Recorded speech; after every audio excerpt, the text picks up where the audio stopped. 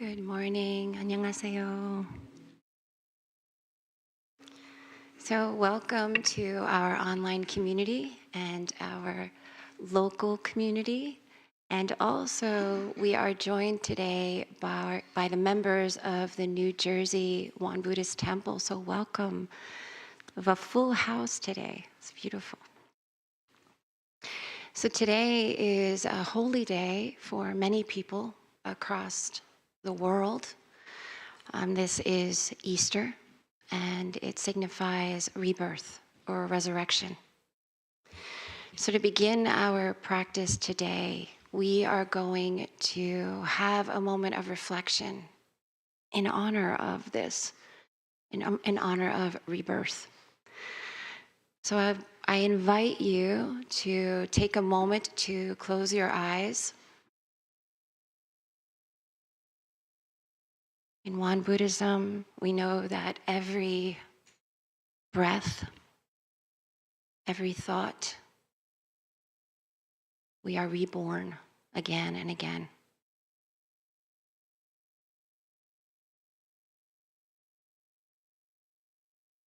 So we recognize in each moment the graces that support our lives.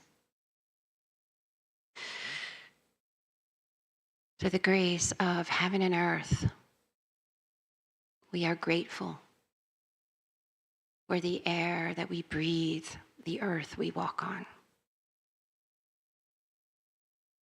the water we drink, without which we would not survive a single day. And we are grateful for our parents, our ancestors. Without them, we would not have this body and this life. We are grateful for our teachers, without which we would not have this mind.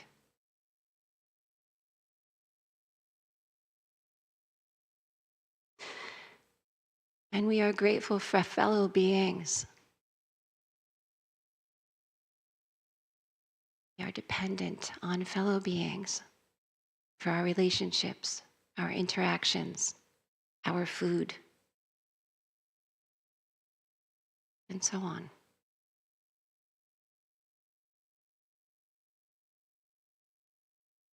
And we are grateful for laws, both natural law and secular law. The laws that arise from wisdom, honesty, moral law, the law of cause and effect, and the laws that keep us safe and keep us functioning as one community.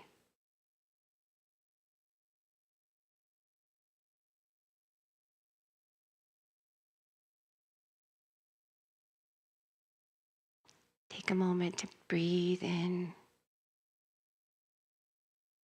It is our words, speech, and actions that determine what form of rebirth we encounter. When we begin with gratitude of the four graces, this karmic formation returns in kind.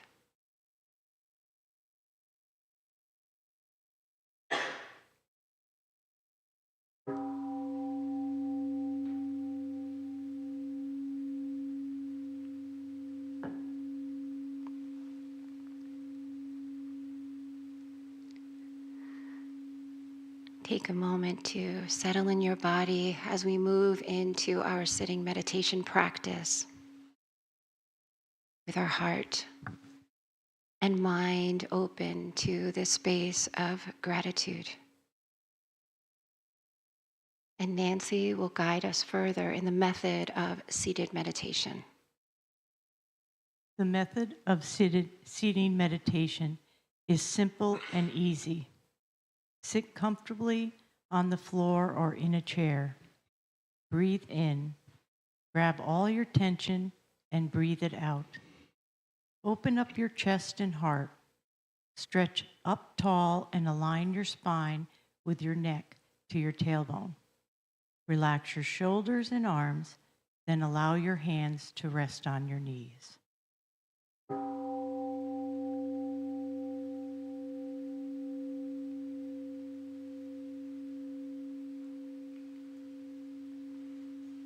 bring your attention to your breath. As you exhale, release all mental and physical tension. Invite your attention to abide in your chi energy field, which is called Danjian. This is located about 2 inches below your navel and is the power center of your breathing.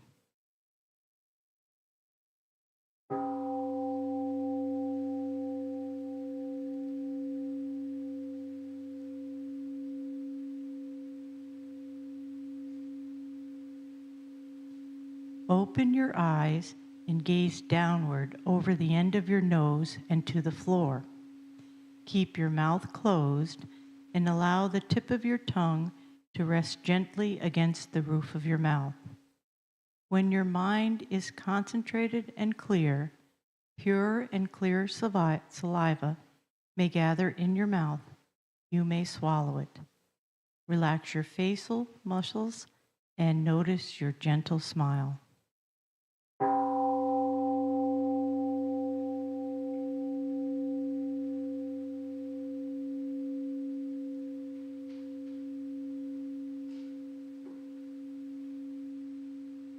If your face or body begins to itch, do not scratch.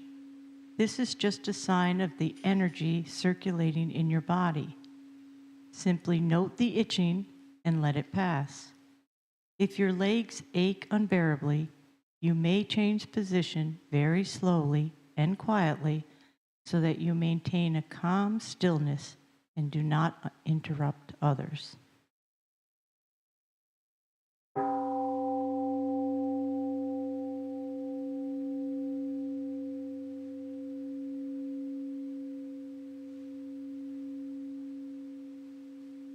When thoughts arise in your mind, do not be discouraged or disturbed by them.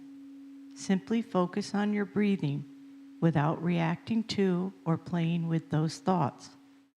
Recognize them as thoughts. They will disappear by themselves. And remember, keep bringing your awareness back to your Danjian breathing center.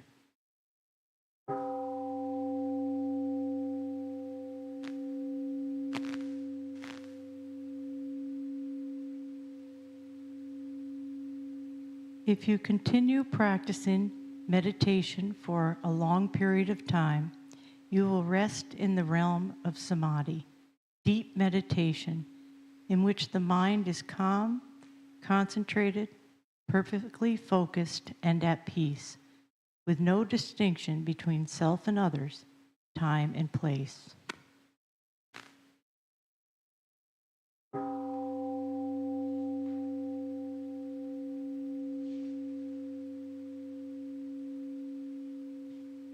We are grateful to sit quietly together, finding the still point within. May we be here now, aware of our ever calm and alert spirit.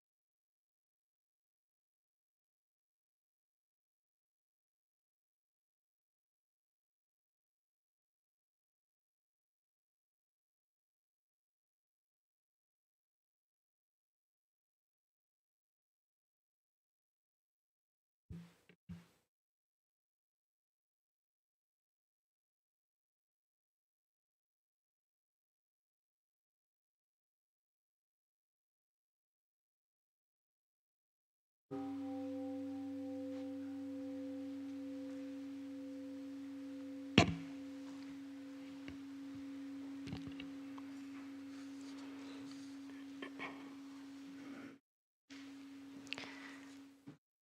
our practice continues with chanting the Ilwan Song, Vow, and the Heart Sutra. Please open up your chant books to pages 4 and 5.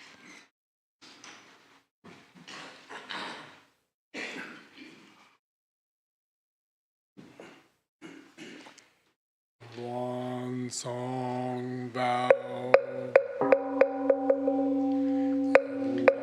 is the realm of samadhi beyond words and speech? The gateway of birth and the transcending being and unbeing. The origin of heaven and earth's parents, fellow beings and laws. True nature of all Buddhas, enlightened masters, unenlightened people, and sentient beings. One manifests as both permanence and impermanence. Permanence, the one unfolds into an infinite world that is ever abiding, spontaneous, just as it is viewed as impermanent. One unfolds into infinite worlds through the cycle of formation, duration, decay, and extinction of the universe, and the birth, aging, illness, and death of all beings. According to how we use our minds and bodies, the four forms of births we transform through the 6 realms of existence, progressing or regressing with grace arising from harm or harm from grace. Therefore, we unawakened beings vow to practice wholeheartedly, modeling ourselves after Ilwan Sangha Dharma Kaya Buddha, by cultivating our minds and bodies, deeply knowing human affairs and universal principles thoroughly, and using our minds and bodies skillfully, thus progressing rather than regressing, receiving grace rather than harm, till we attain the great empowerment of Ilwan and become one with the nature of Ilwan. Heart Sutra. Bodhisattva of great compassion, when deeply practicing Prajnaparamita, realized that all 5 aggregates are empty, and thus became free from all suffering and distress. So Shariputra, form does not differ from emptiness. Emptiness does not differ from form. Form is emptiness. Emptiness is form. The same is true of sensations, perceptions, impulses, and consciousness. For Shariputra, all dharmas are empty. They do not appear or disappear, are not tainted or pure, do not increase or decrease in emptiness. No form, no sensations, no perceptions, no impulses, no consciousness, no eyes, no ears, no nose, no tongue, no body, no mind, no form, no sound, no smell, no taste, no touch, no object of mind or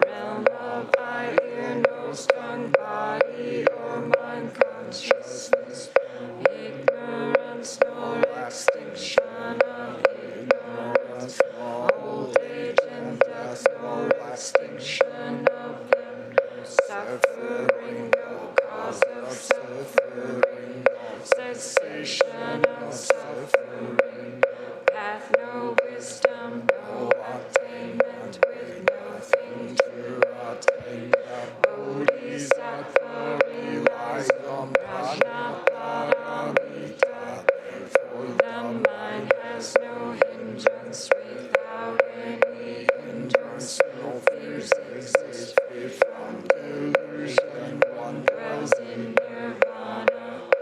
Buddhas of the past, present, and future rely on Prajnaparamita and attain supreme enlightenment. Therefore know that Prajnaparamita is the great mantra, is the great enlightening mantra, the unsurpassed and unequaled mantra, which is able to eliminate all suffering.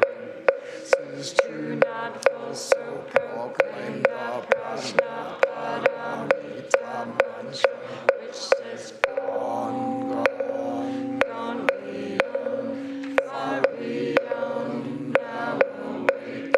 Gate, gate, para gate, para samgate, bodhisvaha. Gate, gate, para gate, para samgate, bodhisvaha. Gate, gate, para gate, para samgate, bodhisvaha.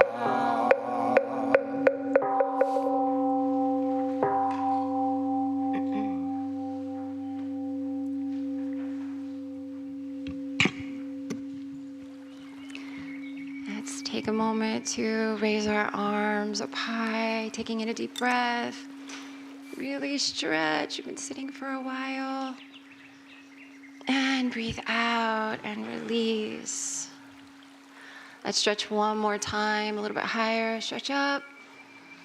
Reach high. And breathe out, release. Roll the neck in one direction.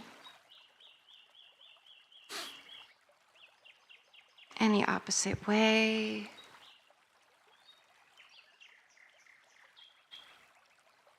Let's look over our left shoulder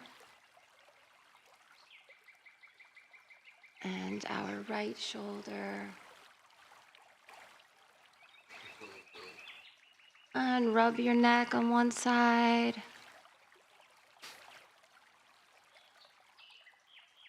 And the opposite side.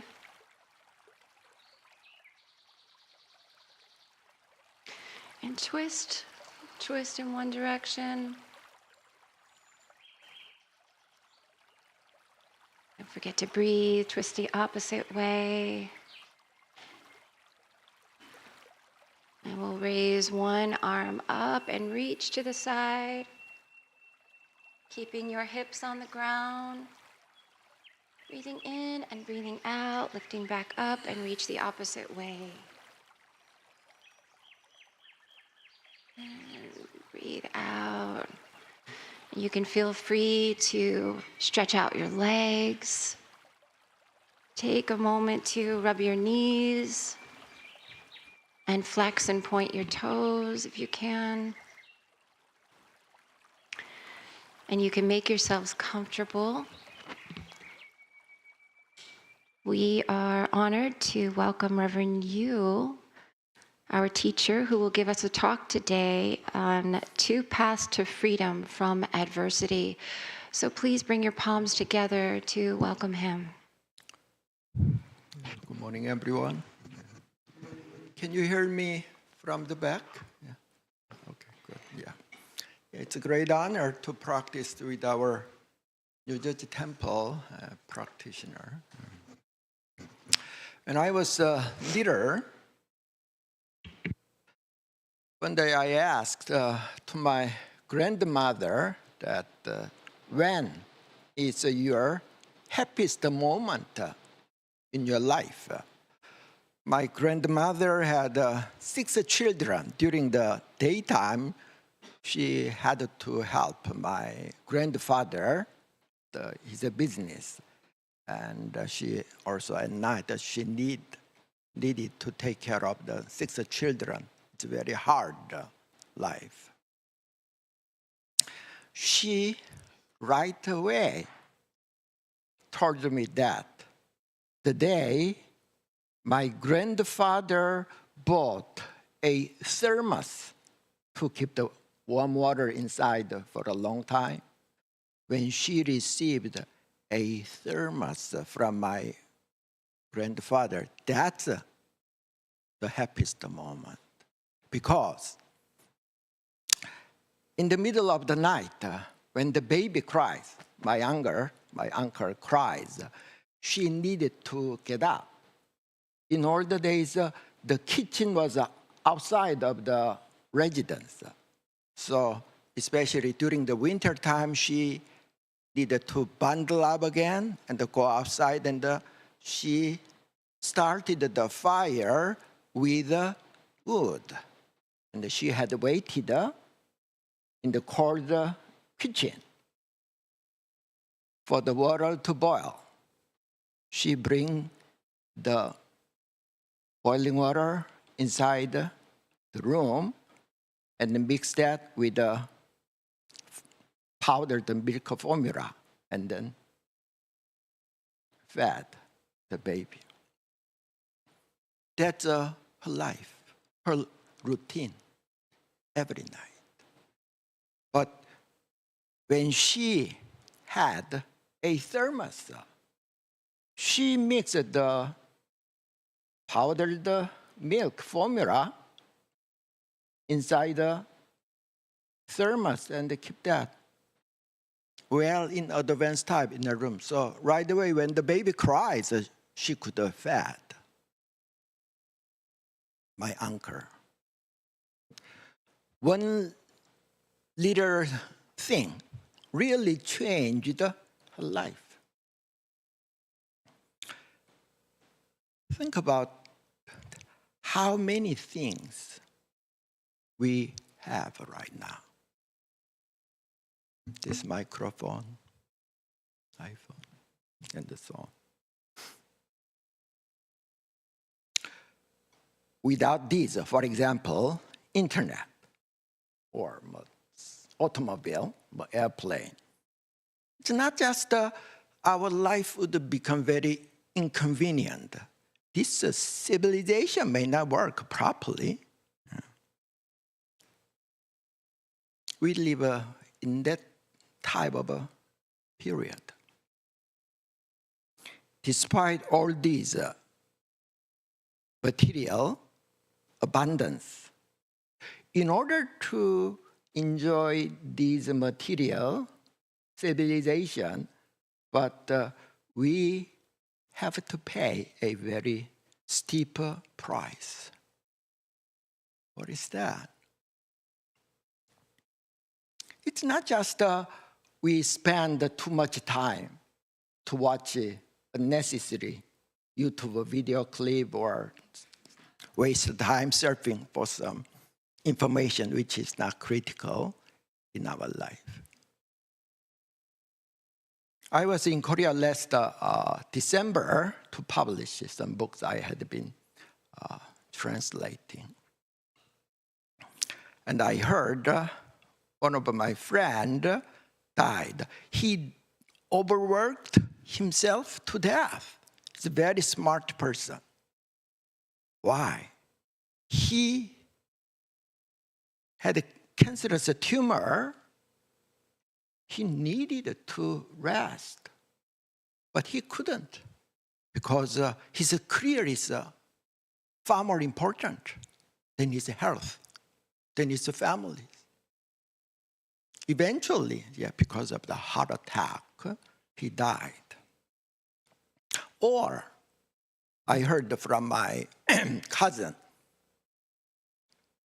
who lives in Daechidong district. It's a pretty wealthy area in Seoul.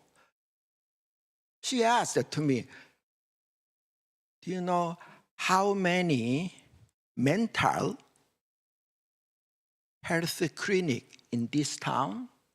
And she told me a striking number of patients are junior high students and high school students in the district. Do you know why?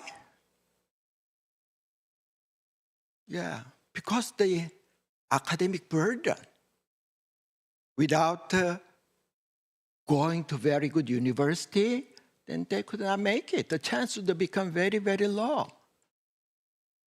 Added with the parental expectation.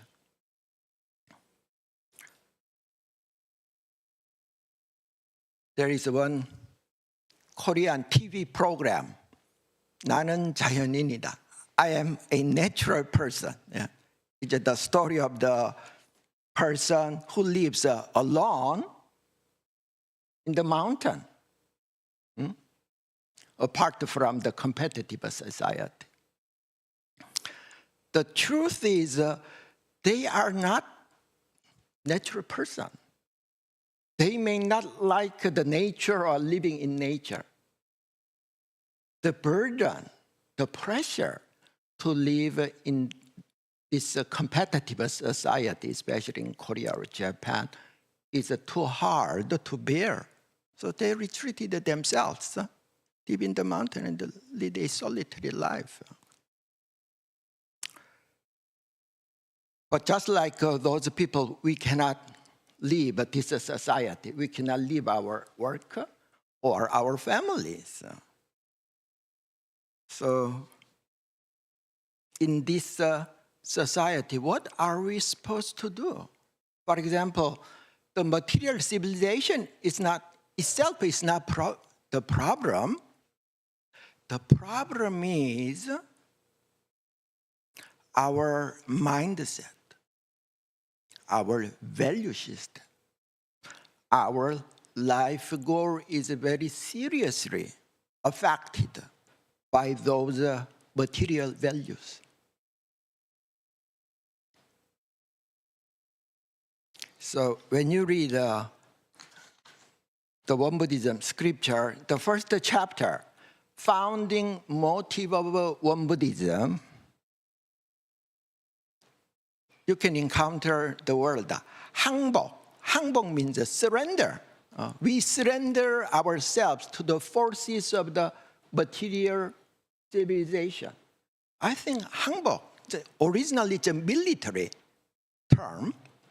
This is a very good description of our state of mind as well as this society. So how could we free ourselves from these burdens or pressures?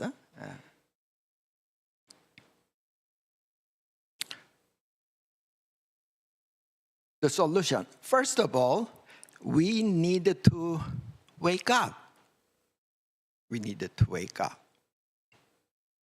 In the past, slaves know they are slaves. Why? They can see the chain or shackle it's on their ankles or wrist. But slaves, legally we are not slaves. On the paper we are not slaves. But because of all those pressure attachments and so on, our mind, our life become enslaved by those currents of those material civilization. So what is the founding motive of Won Buddhism? 물질이 개벽되니 정신을 개박. With this great unfolding of material civilization, let there be a great unfolding of spirituality. Won Buddhism started in or with that direction. So how could we wake up? For example, even though you are very experienced, professional mountain climber, alpinist, let's just suppose you go to the top of the K2 or Mount Everest, we could be really exhausted. And when we take a rest, if we fall asleep, then we may die. They need to wake up constantly. That's what we need in this materialistic, competitive society. But our founding master suggested the two methods. How could we wake up? Not being swept by the current of unsound value system, which most of the people in this world have. The first path, learn and know the Dharma. 진리적 종교의 신앙 means have a faith in the truthful religion.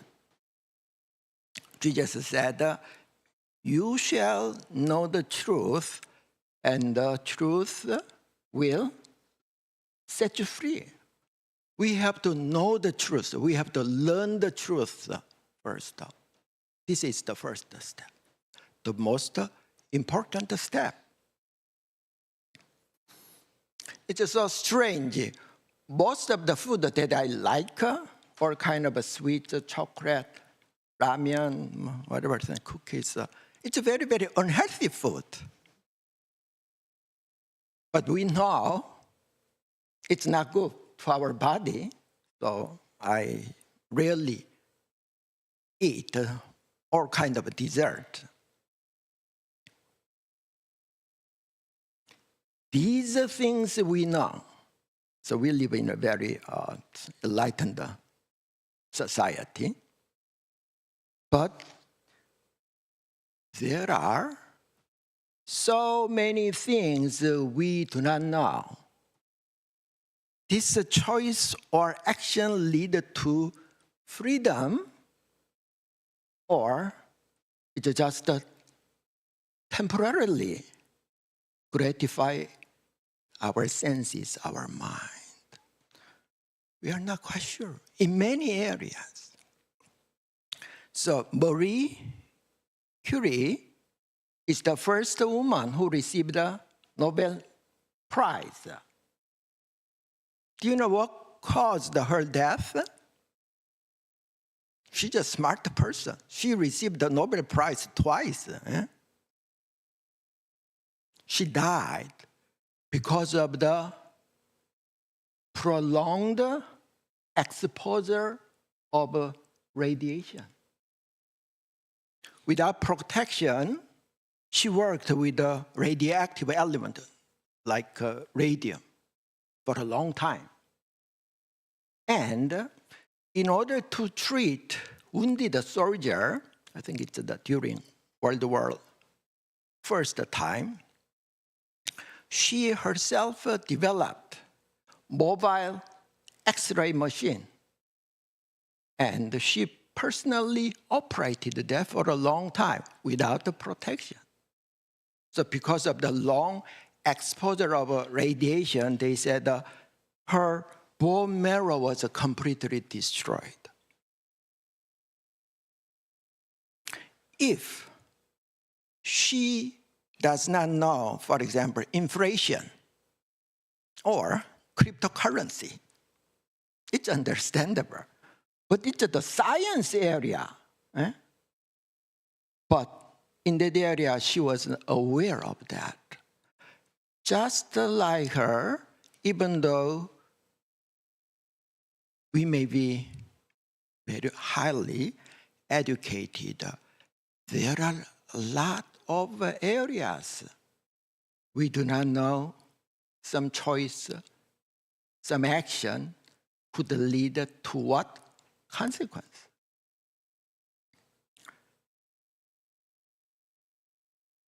Enlightened teachers clearly knows which is healthy food, which is unhealthy food.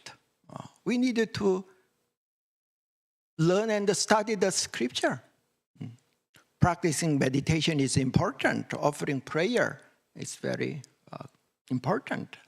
but we should learn the Dharma first. That's the first step.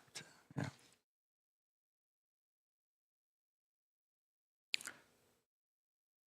Knowing is one thing, and actualizing, put that in action is another thing. Yeah. For example, we know how to make us very healthy, work out the proper diet, but it's not easy to actualize that in our actual life. So how could we put that in action easily? One day, one very young minister asked to my teacher,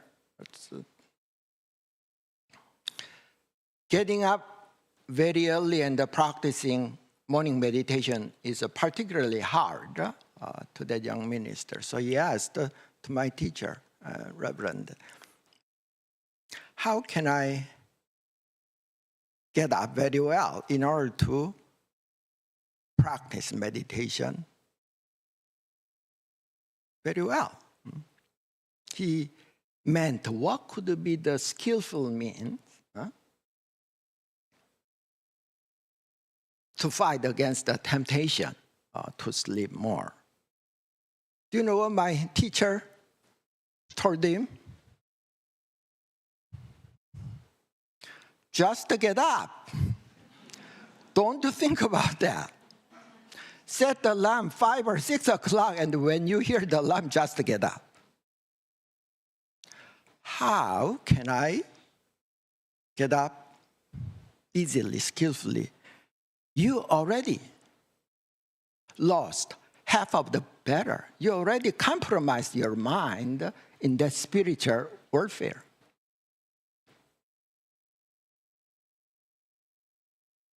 사실적 도덕의 훈련, realistic, practical training or mind practice.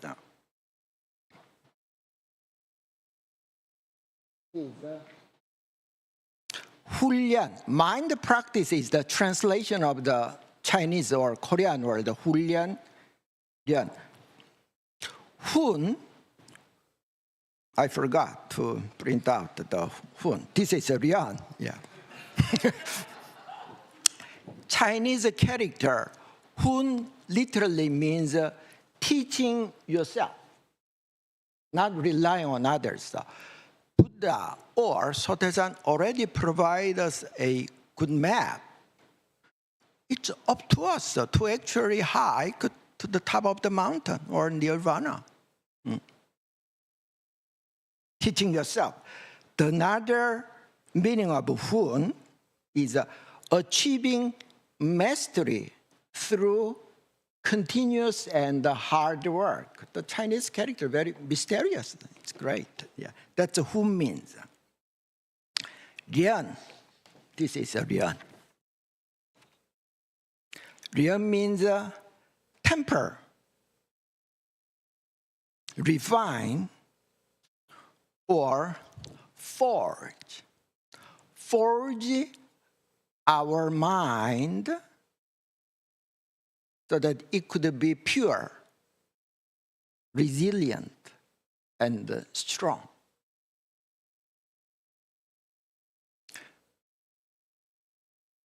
So I basically stayed in Seoul, but I stayed in Daegu, my hometown, for several days. And at the end of December, I went to the nearby mountain, Palgongsang Mountain, with my sister. She's 4 years older. She's very skinny, weak person, very small. But I was very surprised. She hiked the mountain. When she walked the steep incline, very well without the panting. I had to rest a lot. So I asked, wow, you have changed. Yeah. But she said, 3 or 4 times in a week. She always go to gym and exercise for 2 hours because she trained her body. That her body become very strong. It's that simple and honest. It's the same with our mind. When you train your mind, 마음 공부, mind practice, we will be trained. Maybe not necessarily within 1 week, but you continue to do that. That's what real means. Then our life, as well as our destiny, will be changed. Forge our mind.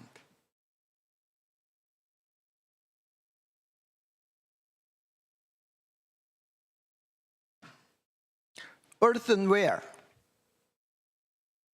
You can buy for a flower pot, but at the Home Depot, you can pay $4. This Chinese fine porcelain, do you know how much it was sold at some auction?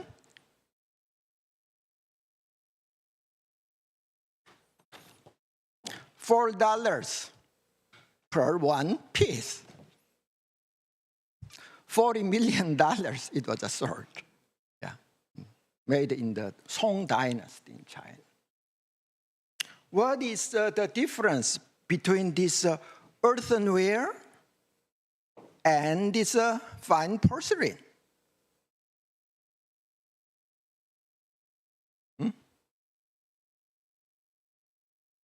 Yeah. And it passed through blazing furnace. Blazing. So we do not have to, we cannot practice just like Shakyamuni Buddha, who retreated himself to the Himalayas. He fought with hunger or cold for his practice to awakening his mind.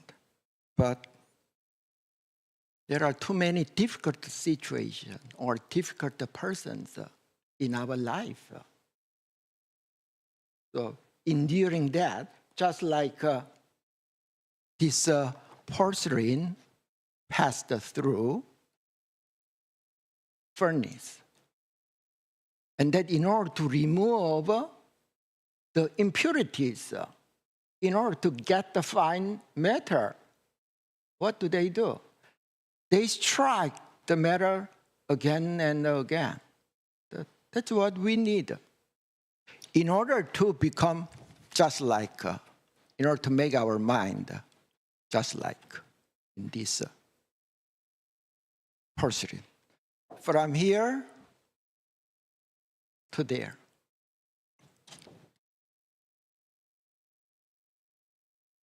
Without giving up, being continuous is very important. Our founding master used the analogy. Most of the people, when they wear clothes, when it becomes a little dirty, they no longer pay attention to their clothes. It's already dirty. So whether it becomes wrinkled or become more dirty. But in the area of a spiritual practice, if we have that mind, they say we can never succeed. So our founding master said, how can we make difficult practice? It could be whatever things in human relationship or breaking our bad habits. How could we skillfully make difficult things easy? It's a very ordinary response, but it really impressed my mind when I read our founding master's word. If you truly resolve. If you make your mind very strong, everything will become easy. Or if you do not even start to work, or if you give up halfway, everything will become difficult. I like this verse. Yeah.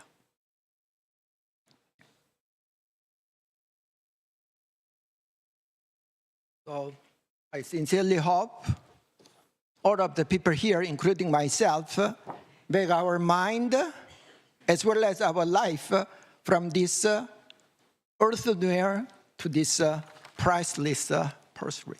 Yeah, thank you.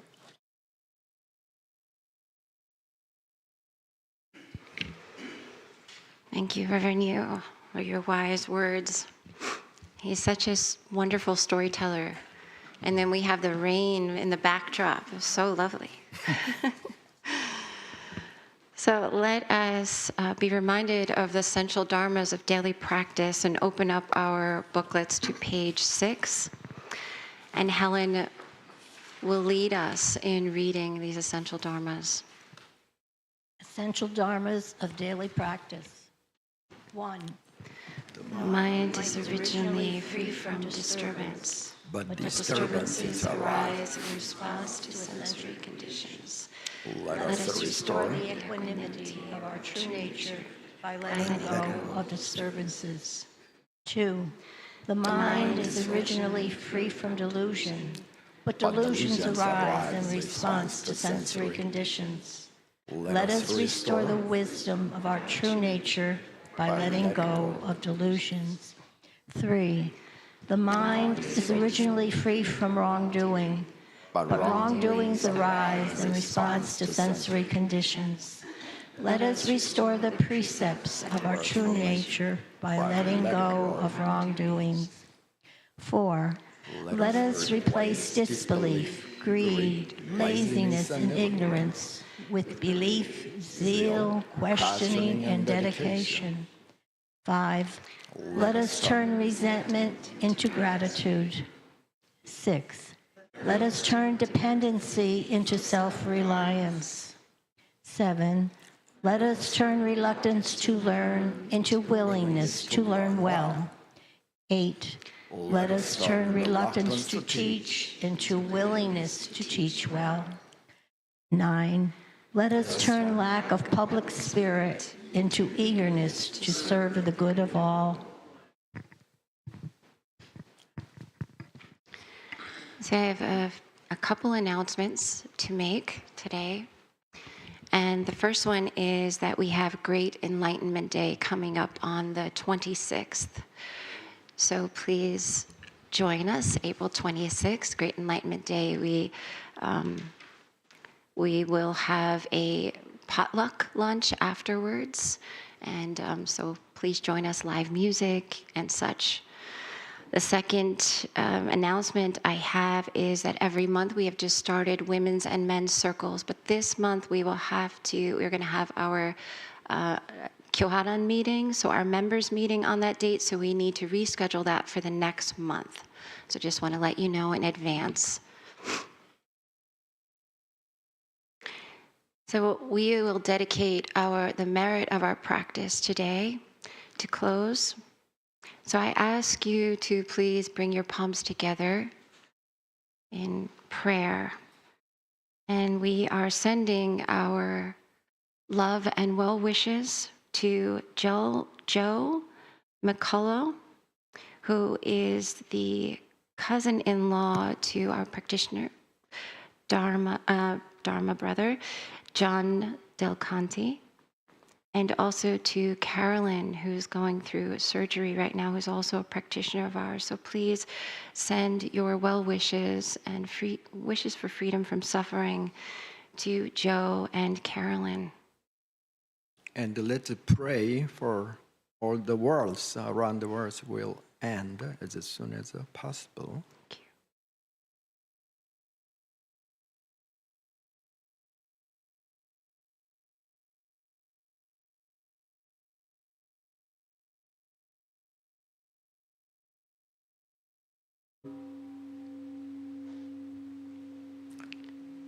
And please open up your booklets to page 9 so we may sing the morning prayer song together. Dharma Kaya Buddha, fourfold grace, I begin a new day in your presence.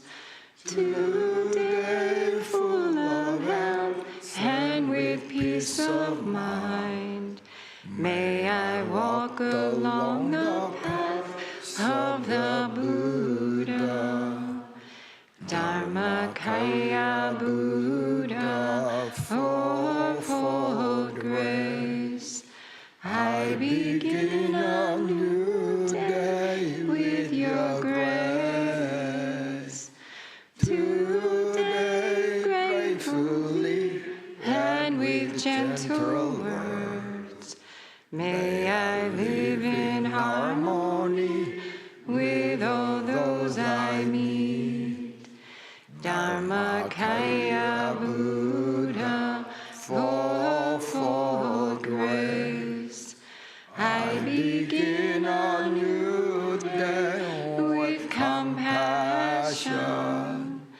Today making the world a more loving place. May I do all that I can for one world.